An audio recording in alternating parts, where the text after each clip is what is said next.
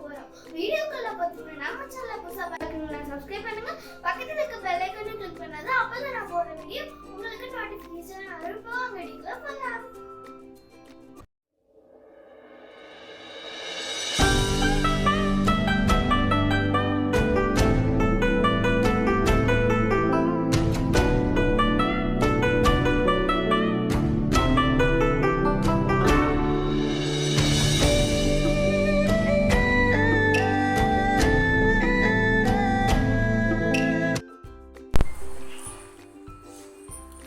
நம்ம இட்லி தோசை பரோட்டா எல்லாத்தையுமே தொட்டு சாப்பிட்ற மாதிரி ரோட்டு கடை சால்னா தான் வைக்க போகிறோம். அதை எப்படி செய்கிறதுன்னு பார்க்கலாம்.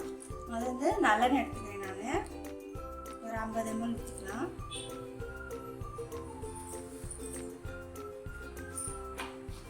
நல்லா சூடானோடனே பட்டை கிராம்பு ஏலக்காய் சேர்த்துக்கலாம். அது பொரிஞ்சோடனே ஒரு 1/2 டீஸ்பூன் சோம்பு சேர்த்துக்கலாம். சோம்பு பொரிஞ்சோடனே ஒரு பெரிய வெங்காயம் அதை சின்ன சின்னதாக கட் பண்ணி வச்சுருக்கேன், அதை சேர்த்துக்கலாம்.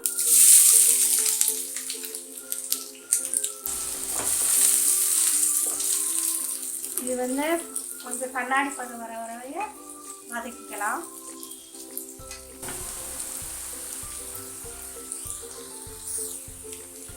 இப்போ வெங்காயம் கண்ணாடி பதம் வந்துச்சு.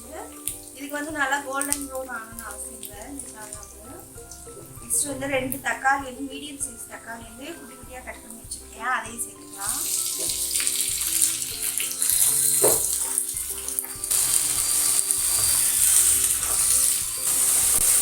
இந்த தக்காளி நல்லா மசிய வேகணும்.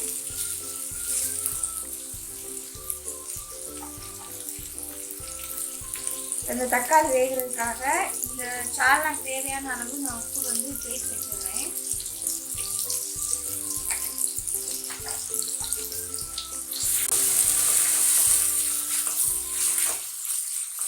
இந்த தக்காளி நல்லா குழைக்கணும். இப்போ இந்த தக்காளி வதங்குறதுக்குள்ளார நம்ம இதுக்கு தேவையான தேங்காய் பேஸ்ட் அரைச்சிக்கலாம். இப்போ நான் 3 துண்டு அளவு தேங்காய் எடுத்துருக்கேன். சால்னா நமக்கு எவ்வளோ தேவையோ அந்த அளவுக்கு தேங்காய் தக்காளி எல்லாம் சேர்த்துக்கோங்க. 3 பேர் சாப்பிட்ற அளவுக்கு எடுத்துருக்கேன்.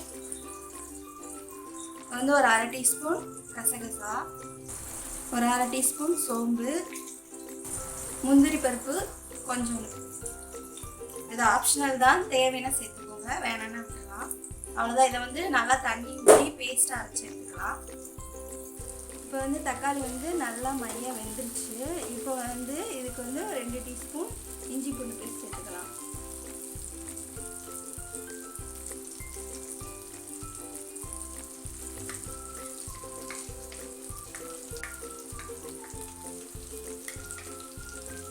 இது நல்லா பச்சை வாடை போடுறதையே நல்லா வதக்கிக்கலாம்.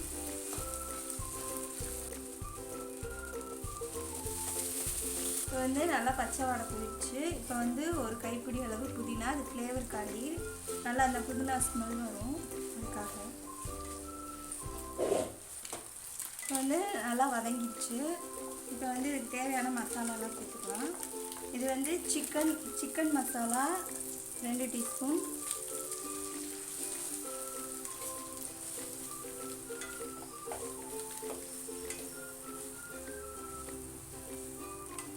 ஒரு டீஸ்பூன் ரெட் சில்லி பவுடர்,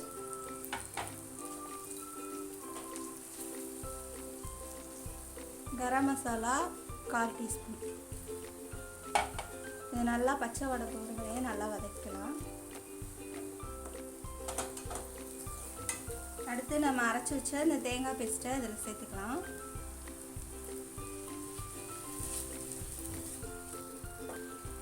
இப்போ இந்த தேங்காய் பேஸ்ட் சேர்த்துட்டு ஒரு 5 மினிட்ஸ் வச்சுருக்கலாம். அதோட பச்சை ஸ்மெல், இந்த மசாலாவோட பச்சை ஸ்மெல்லாம் போட்டோம்.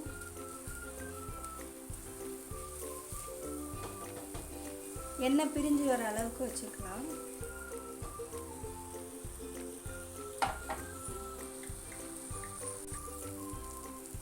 இப்போ நல்லா எண்ணெய் பிரிஞ்சு வந்துருச்சு. இப்போ இந்த ஸ்டேஜில் சால்னாக்கு தேவையான அளவு தண்ணி சேர்த்துக்கலாம்.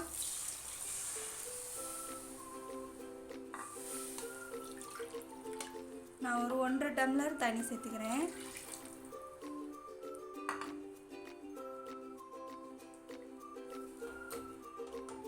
உப்பு ஏற்கனவே போட்டுட்டேன், அதுவே கரெக்டாக இருக்குது.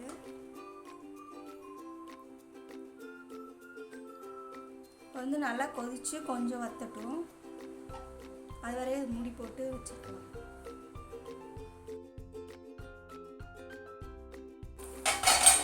இப்போ வந்து சால்னா வந்து நல்லா கொதித்து வத்திடுச்சு கொஞ்சம். இந்த ஸ்டேஜில் இப்போ வந்து லைட்டாக கொத்தமல்லி தூவி வதக்கிடலாம். கொஞ்சம் கொத்தமல்லி தூவி அடுப்பை ஆஃப் பண்ணிடலாம். அவ்வளோதான், ரோட்டு கடிச்சாலாம் ரெடி ஆயிடுச்சு. இதே மாதிரி நீங்களும் வீட்டில் செஞ்சு சாப்பிட்டு என்ஜாய் பண்ணுங்கள்.